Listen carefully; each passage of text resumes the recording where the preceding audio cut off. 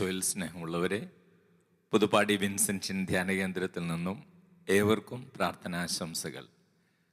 ജൂബിലാത്തെ വചനവിരുന്നിലേക്ക് എല്ലാവർക്കും സ്വാഗതം. കർത്താവ് ഇന്ന് നമുക്ക് തരുന്ന തിരുവചന ഭാഗം യാക്കോബിൻ്റെ ലേഖനം അധ്യായം 1 വാക്യങ്ങൾ 2 മുതൽ 4 വരെ. എൻ്റെ സഹോദരരെ, വിവിധ പരീക്ഷകളിൽ അകപ്പെടുമ്പോൾ നിങ്ങൾ സന്തോഷിക്കുവിൻ. എന്തെന്നാൽ പരീക്ഷിക്കപ്പെടുമ്പോൾ നിങ്ങൾക്കതിൽ സ്ഥിരത ലഭിക്കുമെന്ന് അറിയാമല്ലോ. യാക്കോബ് ശ്ലീഹ വളരെ ബുദ്ധിമുട്ടുള്ളൊരു കാര്യം നമ്മോട് ആവശ്യപ്പെടുകയാണ്. ആ ആവശ്യം ഇതാണ്: പരീക്ഷകളിൽ അകപ്പെടുമ്പോൾ നിങ്ങൾ സന്തോഷിക്കുവിൻ. പരീക്ഷകൾ എന്ന് പറയുമ്പോൾ അത് ജീവിതത്തിലേക്ക് കടന്നു വരുന്ന പരിശോധനകളായിട്ടോ അല്ലെങ്കിൽ സഹനങ്ങളായിട്ടോ കഷ്ടപ്പാടുകളായിട്ടോ നമുക്ക് കാണാം. നമ്മൾ വചനത്തിലൂടെ ശ്ലീഹ നമ്മളോട് പറയുകയാണ്, പരീക്ഷകളിൽ അല്ലെങ്കിൽ കഷ്ടതകളിൽ സഹനങ്ങളിൽ അകപ്പെടുമ്പോൾ സന്തോഷിക്കുവിൻ. അപ്പോൾ എങ്ങനെയാണ് കഷ്ടതകളിൽ നമുക്ക് സന്തോഷിക്കാൻ സാധിക്കുക, അല്ലെങ്കിൽ പരിശോധനകളിൽ പരീക്ഷകളിൽ സന്തോഷിക്കാൻ സാധിക്കുക? ജീവിതത്തിൽ ഈ ലോകത്തിലുള്ള ഭൂരിഭാഗം മനുഷ്യരുടെയും കാഴ്ചപ്പാടനുസരിച്ച് പരീക്ഷകളില്ലാത്ത ഒരു ജീവിതമാണ് സന്തോഷമുള്ള ജീവിതം. കഷ്ടതകളില്ലാത്ത ജീവിതമാണ് സന്തോഷമുള്ള ജീവിതം. സഹനങ്ങളില്ലാത്ത ജീവിതമാണ് സന്തോഷമുള്ള ജീവിതം. പക്ഷേ ഇവിടെ വചനം പറയുകയാണ്, നിങ്ങളുടെ കഷ്ടതകളിൽ, നിങ്ങളുടെ പരിശോധനകളിൽ, പരീക്ഷകളിൽ നിങ്ങൾ സന്തോഷിക്കുവിൻ. മാനുഷികമായിട്ടുള്ള ചിന്തകൾ അനുസരിച്ച് ഈ കഷ്ടതകളും സന്തോഷവും ഒന്നിച്ചു പോകുന്ന ഒരു കാര്യമല്ല. എന്നാൽ ദൈവം നമ്മോട് പറയുകയാണ്, കഷ്ടതകൾ ജീവിതത്തിലുള്ളപ്പോഴും സന്തോഷത്തോടെ ജീവിക്കാൻ സാധിക്കും. സാധിക്കാത്തൊരു കാര്യം വചനത്തിലൂടെ നമ്മോട് ദൈവം സംസാരിക്കുകയില്ലല്ലോ. അപ്പോൾ കഷ്ടതകളുള്ളപ്പോഴും പരിശോധനകളുള്ളപ്പോഴും സഹനങ്ങളുള്ളപ്പോഴും ജീവിതത്തിൽ സന്തോഷിക്കാൻ സാധിക്കും എന്ന് കർത്താവ് തിരുവചനങ്ങളിലൂടെ പഠിപ്പിക്കുകയാണ്. നമ്മൾ ദൈവത്തിൻ്റെ ജനത്തിൻ്റെ ജീവിതം നമ്മൾ പരിശോധിച്ചാൽ, ഇസ്രായേൽ ജനത്തെ ദൈവം തിരഞ്ഞെടുത്തു. അതിനുശേഷം തൻ്റെ സ്വന്തമായി ജനത്തെ ദൈവം എന്തുമാത്രം കഷ്ടതകളിലൂടെയാണ് ആ ജനത കടന്നു പോകുന്നത്, എന്തുമാത്രം പരിശോധനകളിലൂടെയും പരീക്ഷണങ്ങളിലൂടെയാണ് ആ ജനം കടന്നു പോയത്. പക്ഷേ അവർ അവസാനം ആ ദൈവത്തിൻ്റെ പദ്ധതിയിൽ, ദൈവത്തിൻ്റെ ലക്ഷ്യത്തിൽ അവരെത്തിച്ചേർന്നപ്പോൾ ദൈവത്തോട് വിശ്വസ്തത പുലർത്തിയവരെല്ലാം വളരെ സന്തോഷിക്കുകയും ആനന്ദിക്കുകയുമാണ് ചെയ്തത്. സ്നേഹമുള്ളവരെ, നമ്മൾ ജീവിതത്തിൽ തിരിച്ചറിയേണ്ട ഒരു കാര്യമാണ്, ഈ കഷ്ടതകളും പരിശോധനകളും ബുദ്ധിമുട്ടുകളും പ്രയാസങ്ങളൊക്കെ ജീവിതത്തിൻ്റെ ഭാഗമാണ്. അതിനോടൊപ്പം സന്തോഷിക്കുവാൻ ഒരു വിശ്വാസിക്ക് സാധിക്കുമെന്നാണ് ദൈവത്തിൻ്റെ വചനം നമുക്ക് ഉറപ്പ് തരുന്നത്. യോഹന്നാന്റെ സുവിശേഷം 16 അധ്യായം 33 തിരുവചനത്തിൽ വചനം പറയുകയാണ്, ലോകത്തിൽ നിങ്ങൾക്ക് ഞെരുക്കങ്ങളുണ്ടാകും, എങ്കിലും ധൈര്യമായിരിക്കുവിൻ, ഞാൻ ലോകത്തെ കീഴടക്കിയിരിക്കുന്നു. കർത്താവിൽ വിശ്വസിക്കുന്നവരോട് വ്യക്തമായിട്ട് പറയുന്ന ഒരു കാര്യമാണ്, ദൈവത്തിൽ വിശ്വസിക്കുന്നത് കൊണ്ടോ യേശുവിൽ വിശ്വസിക്കുന്നത് കൊണ്ടോ ഈ ലോകത്തിൽ ഒരു ഞെരുക്കവുമില്ലാത്ത ജീവിതം ഉണ്ടാകുമെന്ന് കർത്താവ് വാഗ്ദാനം ചെയ്തിട്ടില്ല. കഷ്ടതകൾ ഉണ്ടാകത്തില്ല, ബുദ്ധിമുട്ടുകൾ ഉണ്ടാകത്തില്ല എന്ന് ദൈവം വാഗ്ദാനം ചെയ്തിട്ടില്ല. ദൈവം പറയുന്നതാണ്, ലോകത്തിൽ നിങ്ങൾക്ക് ഞെരുക്കങ്ങൾ ഉണ്ടാകും, പക്ഷേ നിങ്ങൾ ഭയപ്പെടേണ്ട, ഞാൻ ലോകത്തെ കീഴ്പ്പെടുത്തിയിരിക്കുന്നു. അപ്പോൾ സ്നേഹമുള്ളവരെ, ഈ പരിശോധനകളിലൂടെ കടന്നു പോകുമ്പോൾ, സഹനങ്ങളിലൂടെ കടന്നു പോകുമ്പോൾ ജീവിതത്തിൽ സന്തോഷം കണ്ടെത്താൻ സാധിക്കും എന്ന് തെളിയിച്ചവരാണ് കർത്താവിൻ്റെ ശിഷ്യന്മാരായിരുന്നവർ. പത്രോസ് ലീഹായുടെ ജീവിതമാണെങ്കിലും പൗലോസ് ലീഹായുടെ ജീവിതമാണെങ്കിലും അല്ലെങ്കിൽ വിശുദ്ധരുടെ ജീവിതങ്ങളൊക്കെ നമ്മൾ പഠിക്കുമ്പോൾ നമ്മൾ മനസ്സിലാക്കുന്ന, ആദിമ ക്രൈസ്തവരുടെ ജീവിതം പഠിക്കുമ്പോൾ നമ്മൾ മനസ്സിലാക്കുന്ന ഒരു കാര്യം, കഷ്ടതകളിലും സന്തോഷിക്കാൻ അവർക്ക് സാധിച്ചിരുന്നു. അപ്പോൾ ഈ സന്തോഷത്തിൻ്റെ പ്രത്യേകത എന്താണ്? അപ്പോൾ സ്നേഹമുള്ളവർ, ഈ സന്തോഷം എന്ന് പറയുന്നത് നമ്മൾ ഈ ലോകത്തിൽ നിന്ന് നമുക്ക് കിട്ടും അല്ലെങ്കിൽ നമ്മൾ പ്രതീക്ഷിക്കുന്ന സന്തോഷമല്ലാതെ അതിനേക്കാൾ ആഴമുള്ള, അതിനേക്കാൾ കൂടുതൽ നമുക്ക് ശക്തി പകരുന്ന ദൈവവുമായിട്ടുള്ള ആഴമായ ബന്ധത്തിലൂടെ ഒരു വ്യക്തിക്ക് കിട്ടുന്ന, ഒരു വ്യക്തിയുടെ ഹൃദയത്തിലും മനസ്സിലും അനുഭവപ്പെടുന്ന ഒരു അനുഭൂതിയുണ്ട്, ഒരു സുസ്ഥിതിയുണ്ട്. അതാണ് ഈ സന്തോഷമെന്ന് പറയുന്നത്. സഹനങ്ങളിലും പ്രതിസന്ധികളിലും പരിശോധനകളിലും സന്തോഷിക്കുവാൻ അവർക്ക് സാധിക്കും. അത് വെറുതെയുള്ള സന്തോഷമല്ല, അതൊരാത്മാവിന് അനുഭവപ്പെടുന്ന പ്രത്യേകമായിട്ടുള്ളൊരു അനുഭൂതിയാണ്. അത് ദൈവം തരുന്ന, ഒരാത്മാവിന് നൽകുന്ന ഒരു സുസ്ഥിതിയുടെ അവസ്ഥയാണ്. ആ സന്തോഷം കഷ്ടതകളിലും സാധ്യമാണ് എന്നാണ് തിരുവചനത്തിലൂടെ കർത്താവ് നമ്മളെ പഠിപ്പിക്കുന്നത്. ഈ ആനന്ദം സാഹചര്യങ്ങളെ ആശ്രയിച്ചിട്ടുള്ള ആനന്ദമല്ല. ഈ സന്തോഷം ഏതെങ്കിലും നേട്ടങ്ങളെയും ആശ്രയിച്ചിട്ടുള്ളതല്ല. നെഹമ്യാ പ്രവാചകന്റെ പുസ്തകത്തിൽ 8-ാം അധ്യായം 10-ാം തിരുവചനത്തിൽ വചനം പഠിപ്പിക്കുകയാണ്, നിങ്ങൾ വിലപിക്കരുത്, അവിടുത്തെ സന്തോഷമാണ് നിങ്ങളുടെ ബലം. അവർ പ്രയാസങ്ങളിലൂടെ കടന്നു പോകുമ്പോൾ, പ്രതിസന്ധികളിലൂടെ കടന്നു പോകുമ്പോൾ പ്രവാചകൻ അവരോട് പറയണം, നിങ്ങൾ വിലപിക്കരുത്, നിങ്ങളുടെ ബലം എന്ന് പറയുന്നത് കർത്താവിൻ്റെ സന്തോഷമാണ്.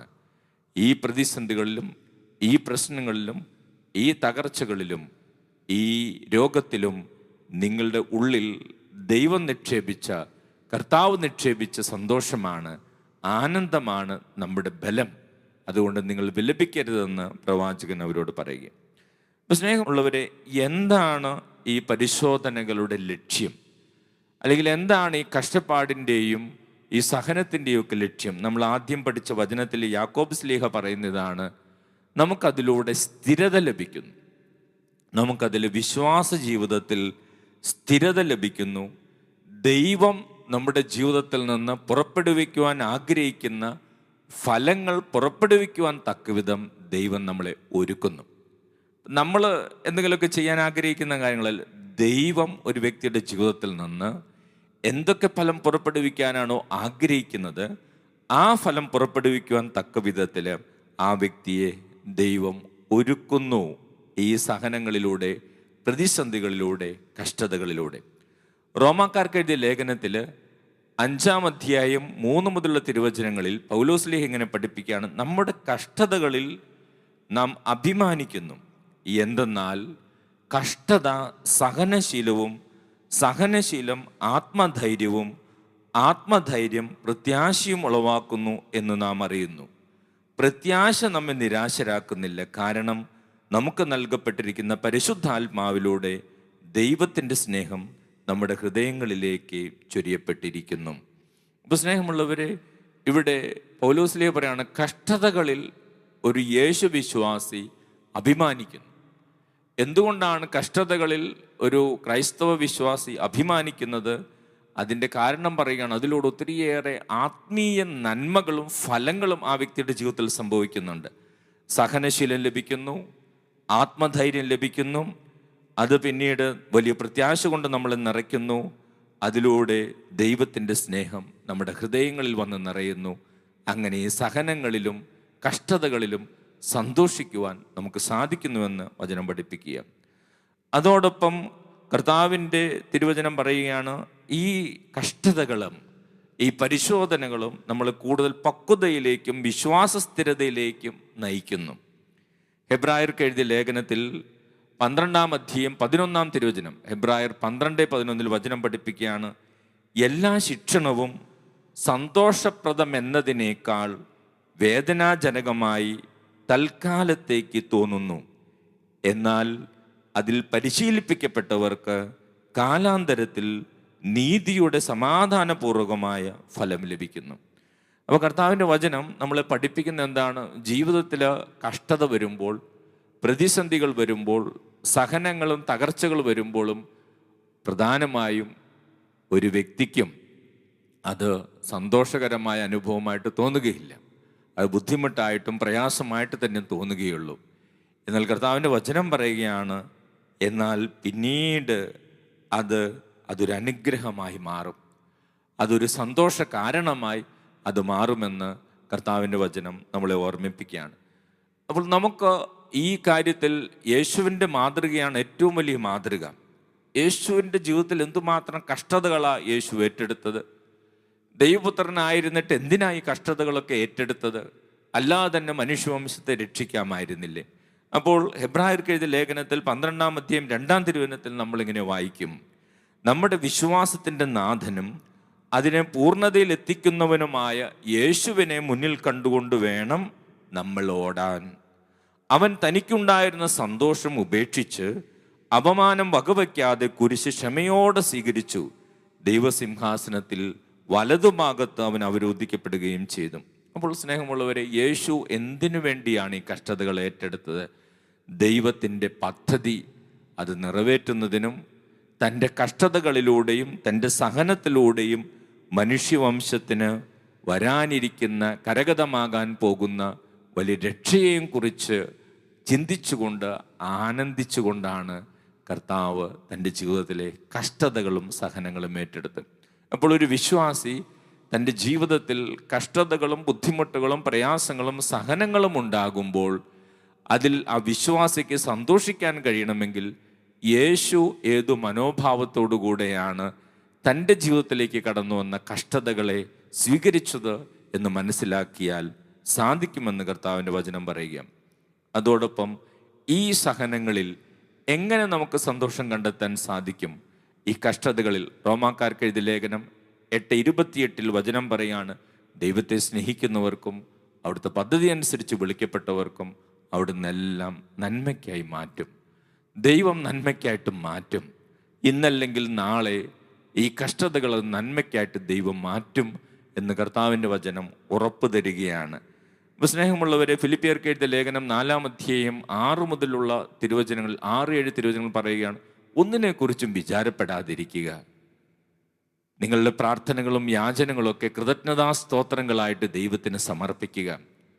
അപ്പോൾ നിങ്ങളുടെ എല്ലാ ധാരണകളെയും അതിലംഘിക്കുന്ന ക്രിസ്തുവിൻ്റെ സമാധാനവും സന്തോഷവും നിങ്ങളുടെ ഹൃദയങ്ങളിൽ വന്ന് നിറയും. സ്നേഹമുള്ളവർ, ഒരു ക്രൈസ്തവ വിശ്വാസിക്ക് ഉണ്ടാകേണ്ട ഒരു മനോഭാവത്തെക്കുറിച്ച് കർത്താവിൻ്റെ വചനം പഠിപ്പിക്കുകയാണ്. മനുഷ്യൻ്റെ ജീവിതത്തിൽ, എല്ലാവരുടെയും ജീവിതത്തിൽ കഷ്ടതകളും ബുദ്ധിമുട്ടുകളും പ്രയാസങ്ങളും ഉണ്ട്. അതേക്കുറിച്ച് ഓർത്ത് സങ്കടപ്പെട്ട് ഉത്കണ്ഠപ്പെട്ട് ആകുലപ്പെട്ടിരിക്കാതെ ദൈവത്തിന് നന്ദി പറഞ്ഞുകൊണ്ട് ജീവിക്കുക. ദൈവം നൽകിയ അനുഗ്രഹങ്ങൾക്ക് നന്ദി പറഞ്ഞുകൊണ്ട് ജീവിക്കുക. അപ്പോൾ തീർച്ചയായിട്ടും കൂടുതൽ കൃപയിൽ വളരാനും അനുഗ്രഹത്തിൽ വളരാനും കഷ്ടതകളിൽ സന്തോഷിക്കാനും നമുക്ക് സാധിക്കും. സങ്കീർത്തനം 119 50-ാം വാക്യം, അങ്ങയുടെ വാഗ്ദാനം എനിക്ക് ജീവൻ നൽകുന്നു എന്നതാണ് ദുരിതങ്ങളിൽ എൻ്റെ ആശ്വാസം. അങ്ങയുടെ വാഗ്ദാനം എനിക്ക് ജീവൻ നൽകുന്നു എന്നതാണ് ദുരിതങ്ങളിൽ എനിക്ക് ആശ്വാസം. സ്നേഹമുള്ളവർ, ദുരിതങ്ങളിലൂടെ കടന്നു പോകാത്തവരായിട്ട് ഈ ലോകത്തിൽ ആരുമില്ല. എത്ര സമ്പന്ന കുടുംബത്തിൽ ജീവിക്കുന്നവരും എത്ര സമൃദ്ധികളുടെ നടുവിൽ ജീവിക്കുന്നവരും ജീവിതത്തിൻ്റെ ചില കാലങ്ങളിൽ ദുരിതങ്ങളിലൂടെ, കഷ്ടതകളിലൂടെ, തകർച്ചകളിലൂടെയൊക്കെ കടന്നു പോകുന്നുണ്ട്. അപ്പോൾ കർത്താവിൻ്റെ വചനം പറയുകയാണ്, ഒരു വിശ്വാസിക്ക് ഈ പരിശോധനകളിൽ, കഷ്ടതകളിൽ സന്തോഷിക്കാൻ സാധിക്കും. ലോകം നൽകുന്ന ചിന്തയാണ് കഷ്ടതകളുള്ളപ്പോൾ സന്തോഷിക്കാൻ സാധിക്കുകയില്ല എന്ന്. നമ്മൾ സ്വാഭാവികമായിട്ട് ചിന്തിക്കുന്നതാണ് കഷ്ടതകളില്ലാതെ ജീവിതത്തിൽ മാത്രമാണ് സന്തോഷിക്കാൻ പറ്റുമെന്ന്. എന്നാൽ ദൈവം നമ്മളെ പഠിപ്പിക്കുകയാണ് കഷ്ടതകളിലും നമുക്ക് സന്തോഷിക്കാൻ സാധിക്കുമെന്ന്. തുടർന്നുള്ള ആരാധനയിൽ നമ്മുടെ ജീവിതത്തിലുള്ള കഷ്ടതകളും പ്രയാസങ്ങളും സങ്കടങ്ങളൊക്കെ ഈശോയ്ക്ക് സമർപ്പിച്ച് കഷ്ടതകളിലും സന്തോഷിച്ച് അനുഗ്രഹമായി ജീവിക്കുവാനുള്ള കൃപയ്ക്ക് വേണ്ടി നമുക്ക് പ്രാർത്ഥിക്കാം. Praise the Lord. ഹല്ലേലൂയ. യേശുവേ നന്ദി, യേശുവേ സ്തോത്രം.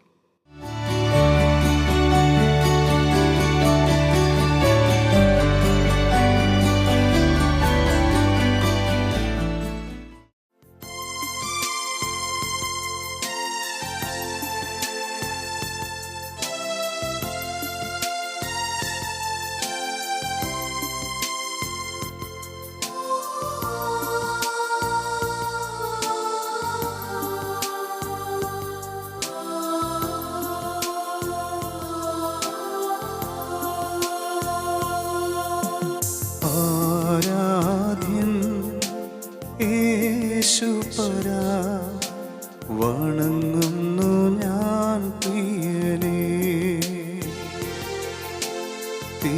തേജസ്സേറും നിൻമുഖമെൻ ഹൃദയത്തിനാനന്ദമേ.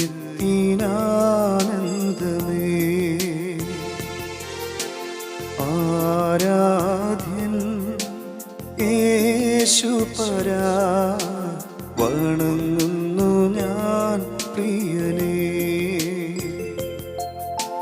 തേജസ്സേറും നിൻമുഖമെൻ ഹൃദയത്തിനാനന്ദമേ.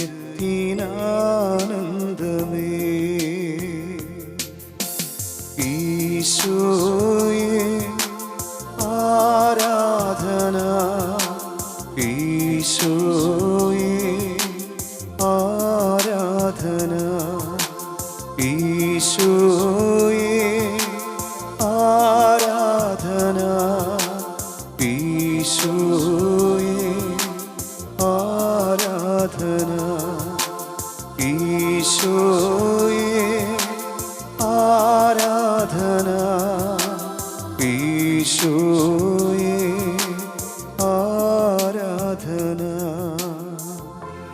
പരിശുദ്ധ പരമ ദിവ്യ കാരുണ്യത്തിന് നേരവും ആരാധനയും സ്തുതിയും പുകഴ്ചയും ഉണ്ടായിരിക്കട്ടെ. നിത്യസ്തുതിക്ക് യോഗ്യമായ പരിശുദ്ധ പരമ ദിവ്യ കാരുണ്യത്തിന് നേരവും ആരാധനയും സ്തുതിയും പുകഴ്ചയും ഉണ്ടായിരിക്കട്ടെ. നിത്യസ്തുതിക്ക് യോഗ്യമായ പരിശുദ്ധ പരമ ദിവ്യ കാരുണ്യത്തിന് നേരവും ആരാധനയും സ്തുതിയും പുകഴ്ചയും ഉണ്ടായിരിക്കട്ടെ.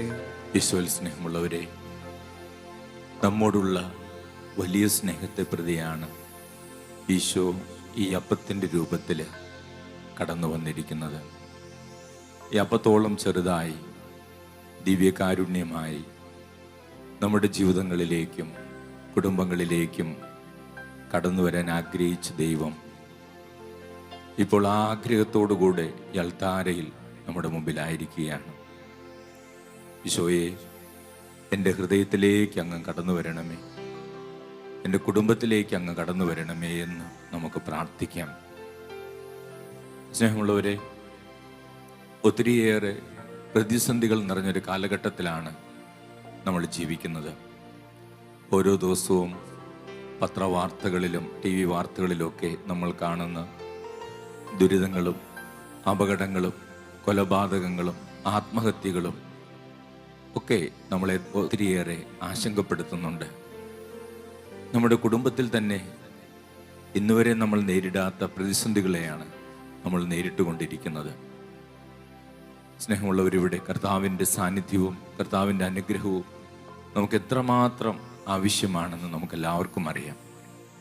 ഈശോയെ, എൻ്റെ കുടുംബത്തിൽ ഇടപെടണമേ, ഈ ദേശത്ത്, ഈ ലോകത്ത്, ഈ ഭൂമിയിൽ അങ്ങ് ഇടപെടണമേ എന്ന് നമുക്ക് പ്രാർത്ഥിക്കാം. സ്നേഹമുള്ളവരെ, കർത്താവ് തിരുവചനത്തിലൂടെ നമ്മെ ഓർമ്മിപ്പിക്കുകയായിരുന്നു, പരീക്ഷകളിൽ അകപ്പെടുമ്പോൾ നിങ്ങൾ സന്തോഷിക്കുവിൻ. നമുക്കറിയാം, ജീവിതത്തിലെ കഷ്ടതകളും സന്തോഷവും ഒന്നിച്ചു പോകുന്ന കാര്യമല്ല എന്നാണ് ഈ ലോകത്തിൽ ജീവിക്കുന്ന ഭൂരിഭാഗം പേരും ചിന്തിക്കുക. കാരണം മാനുഷികമായിട്ട് ചിന്തിക്കുമ്പോൾ നമുക്കത് മനസ്സിലാവുകയില്ല, എങ്ങനെയാണ് കഷ്ടപ്പാടുകളും ദുരിതങ്ങളും സന്തോഷവും ഒന്നിച്ചു പോകുന്നത്. എന്നാൽ ആത്മീയമായിട്ട് ചിന്തിക്കുമ്പോൾ, വചനങ്ങളിലൂടെ കടന്നു പോകുമ്പോൾ കർത്താവ് നമ്മളെ പഠിപ്പിക്കുകയാണ്, കഷ്ടതകളിലൂടെയും സഹനങ്ങളിലൂടെയും പരീക്ഷണങ്ങളിലൂടെയും കടന്നു പോകുമ്പോഴും നമുക്ക് ആനന്ദമുള്ളവരായി ജീവിക്കാൻ സാധിക്കും. കർത്താവ് പഠിപ്പിക്കുന്ന ഈ ആനന്ദം അത് ഒരു സാധാരണ ആനന്ദമല്ല, സന്തോഷമല്ല. അത് ദൈവവുമായിട്ടുള്ള ബന്ധത്തിലൂടെ നമുക്ക് ലഭിക്കുന്ന ആനന്ദമാണ്. അത് വളരെയധികം ആഴമുള്ള ആനന്ദമാണ്. അത് ദൈവവുമായിട്ടുള്ള ബന്ധത്തിലൂടെയാണ് നമുക്ക് ലഭിക്കുക. കർത്താവ് വചനത്തിലൂടെ പറയുകയാണ്, നമ്മുടെ ധാരണകൾ ലോകത്തിൽ കഷ്ടതകൾ ഇല്ലാതിരിക്കുമ്പോഴാണ് സന്തോഷം, കഷ്ടതകളും ബുദ്ധിമുട്ടുകളും ഇല്ലാത്തപ്പോഴാണ് ആനന്ദം എന്നുള്ള നമ്മുടെ ധാരണകളിലേക്ക് ദൈവത്തിൻ്റെ കാഴ്ചപ്പാട് പറഞ്ഞു തരികയാണ്. കഷ്ടതകളും ബുദ്ധിമുട്ടുകളൊക്കെ മനുഷ്യ ജീവിതത്തിൽ അത് സ്വാഭാവികമാണ്. അതിലൂടെ ദൈവം നമ്മളിൽ നിന്ന് ആഗ്രഹിക്കുന്ന ഫലം പുറപ്പെടുവിക്കാനായിട്ട് ഒരുക്കുന്നുണ്ട്, വളർത്തുന്നുണ്ട്, കൂടുതൽ പക്വതയുള്ളവരാക്കി നമ്മളെ മാറ്റുന്നുണ്ട്. ആത്മീയ പക്വതയുള്ളവരാക്കി ദൈവം നമ്മളെ മാറ്റുന്നുണ്ട്. കൂടുതൽ ഫലം പുറപ്പെടുവിക്കാൻ ദൈവം നമ്മളെ സഹായിക്കുന്നുണ്ട്. വിശ്വാസത്തിൽ നമുക്ക് സ്ഥിരത ലഭിക്കുവാൻ ഇടവരുത്തുന്നുണ്ട്. നമുക്ക് ഈശോയാണ് മാതൃക. ഈശോ എത്ര വലിയ സഹനങ്ങളിലൂടെയാണ് കടന്നുപോയത്, എത്ര വലിയ കഷ്ടതകളിലൂടെ കടന്നുപോയത്. ദൈവമായിരുന്നിട്ട് പോലും എന്തുമാത്രം പീഡനങ്ങളിലൂടെ, കുരിശുമരണത്തിലൂടെ, വേദനയിലൂടെ ഈശോ കടന്നുപോയി. അപ്പോൾ ഈശോയുടെ ഉള്ളിലുള്ള ലക്ഷ്യം ഇതായിരുന്നു: ദൈവത്തിൻ്റെ പദ്ധതി പൂർത്തീകരിക്കുക, മനുഷ്യരക്ഷ അത് സാധ്യമാക്കിയെടുക്കുക. അതിൻ്റെ ആനന്ദം ആ സഹനത്തിലും ഈശോയുടെ ഉള്ളിലുണ്ടായിരുന്നു. സ്നേഹമുള്ളവരെ, നമുക്ക് നമ്മുടെ ജീവിതത്തിലെ കഷ്ടതകളും ബുദ്ധിമുട്ടുകളും പ്രയാസങ്ങളും സങ്കടങ്ങളൊക്കെ നമുക്ക് സമർപ്പിക്കാം. നമുക്ക് നിരാശപ്പെടാതിരിക്കാം, ദൈവത്തിൽ നിന്ന് അകന്നു പോകാതിരിക്കാം. കഷ്ടതകളിലും പരീക്ഷകളിലും എല്ലാം ദൈവം എൻ്റെ കൂടെ ഉണ്ടാകും എന്നൊരു വലിയ ബോധ്യത്തോടുകൂടെ ആത്മീയ ആനന്ദം കൊണ്ട് നിറയുവാൻ, ആത്മീയ സന്തോഷം കൊണ്ട് നിറയുവാൻ നമ്മളെയും നമ്മുടെ കുടുംബാംഗങ്ങളെയും നമ്മുടെ പ്രാർത്ഥന ആവശ്യമുള്ള എല്ലാവരെയും സമർപ്പിച്ച് നമുക്ക് ഈ ഗാനം പാടി ദൈവത്തെ മഹത്വപ്പെടുത്താം.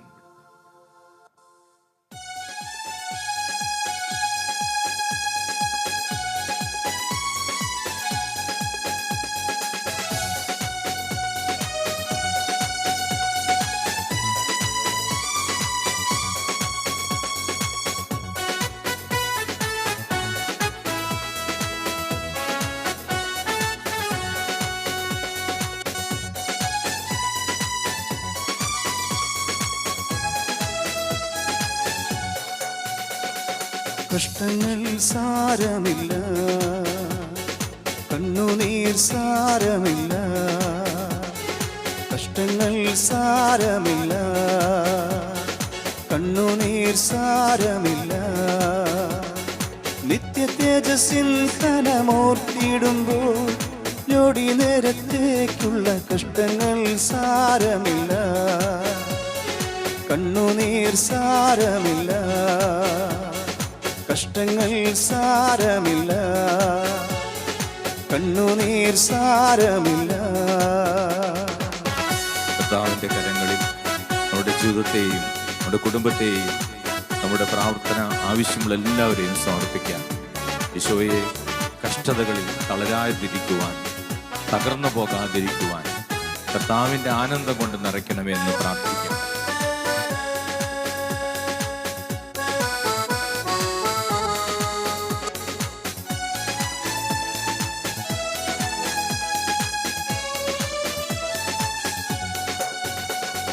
യുദ്ധവും ക്ഷാമവും ഭൂകമ്പങ്ങളും യുദ്ധത്തിൻ ശ്രുതിയും കേൾക്കുന്നില്ലയോ? ഇസ്രായേലിൻ ദൈവം എഴുന്നള്ളുന്നേ, യേശുവിൻ ജനമേ ഒരുങ്ങുകന. യുദ്ധവും ക്ഷാമവും ഭൂകമ്പങ്ങളും യുദ്ധത്തിൻ ശ്രുതിയും കേൾക്കുന്നില്ലയോ? ഇസ്രായേലിൻ ദൈവം എഴുന്നള്ളുന്നേ, യേശുവിൻ ജനമേ ഒരുങ്ങുകന. കഷ്ടങ്ങൾ സാരമില്ല, എല്ലാവരും ചേർന്ന് കണ്ണുനീർ സാരമില്ല, എല്ലാ ദുഃഖങ്ങളും സമർപ്പിച്ച്, കഷ്ടങ്ങൾ സാരമില്ല, എല്ലാ രോഗങ്ങളും സമർപ്പിച്ച്, കണ്ണുനീർ സാരമില്ല, സാമ്പത്തിക ബാധ്യതകൾ സമർപ്പിച്ച്, കഷ്ടങ്ങൾ സാരമില്ല, കുടുംബത്തിലെ പ്രതിസന്ധികൾ സമർപ്പിച്ച്, കണ്ണുനീർ സാരമില്ല, കഷ്ടങ്ങൾ സാരമില്ല, കണ്ണുനീർ സാരമില്ല, കഷ്ടങ്ങൾ സാരമില്ല, കണ്ണുനീർ സാരമില്ല. ആരാധന ആരാധന ആരാധന, മഹത്വം മഹത്വം മഹത്വം മഹത്വം മഹത്വം. ഈ ആരാധനയിൽ പങ്കെടുക്കുന്ന ഓരോ മകനും മകളും അനുഗ്രഹിക്കപ്പെടട്ടെ, സുഖപ്പെടട്ടെ, സൗഖ്യമുണ്ടാകട്ടെ, അഭിഷേകം നിറയട്ടെ, കൃപ നിറയട്ടെ, ദൈവിക ആനന്ദം നിറയട്ടെ, സന്തോഷം നിറയട്ടെ, കർത്താവ് നൽകുന്ന സന്തോഷം നിറയട്ടെ. യേശുവേ, ആരാധന ആരാധന ആരാധന, മഹത്വം മഹത്വം മഹത്വം മഹത്വം മഹത്വം മഹത്വം. സ്നേഹമുള്ളവരെ, ഈശോ തന്നെ നമ്മോട് പറഞ്ഞിട്ടുണ്ടല്ലോ, ഈ ലോകത്തിൽ നിങ്ങൾക്ക് ഞെരുക്കങ്ങളുണ്ടാകും, എന്നാലും നിങ്ങൾ ഭയപ്പെടരുത്, ഞാൻ ലോകത്തെ കീഴടക്കിയിരിക്കുന്നു. അതേ സ്നേഹമുള്ളവരെ, ഒത്തിരി ഞെരുക്കങ്ങളിലൂടെ കടന്നു പോകുന്ന അനേകരുണ്ട്. പക്ഷെ ലോകത്തെ കീഴടക്കിയ കർത്താവിൽ നമുക്ക് ആശ്രയിക്കാം.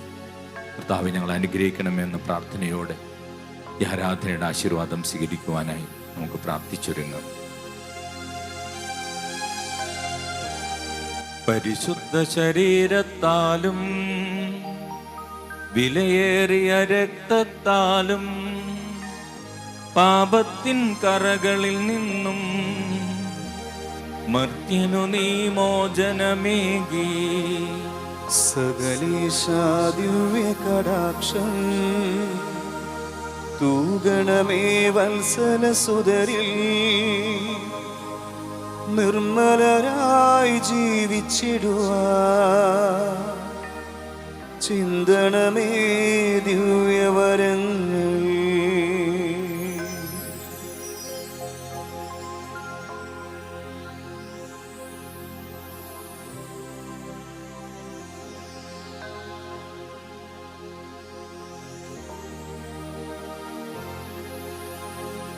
പരിശുദ്ധ പരമ ദിവ്യകാരുണ്യത്തിന് എന്നേരവും ആരാധനയും സ്തുതിയും പുകഴ്ചയും ഉണ്ടായിരിക്കട്ടെ. പരിശുദ്ധ പരമ ദിവ്യകാരുണ്യത്തിന് എന്നേരവും ആരാധനയും സ്തുതിയും പുകഴ്ചയും ഉണ്ടായിരിക്കട്ടെ. പരിശുദ്ധ പരമ ദിവ്യകാരുണ്യത്തിന് എന്നേരവും ആരാധനയും സ്തുതിയും പുകഴ്ചയും ഉണ്ടായിരിക്കട്ടെ.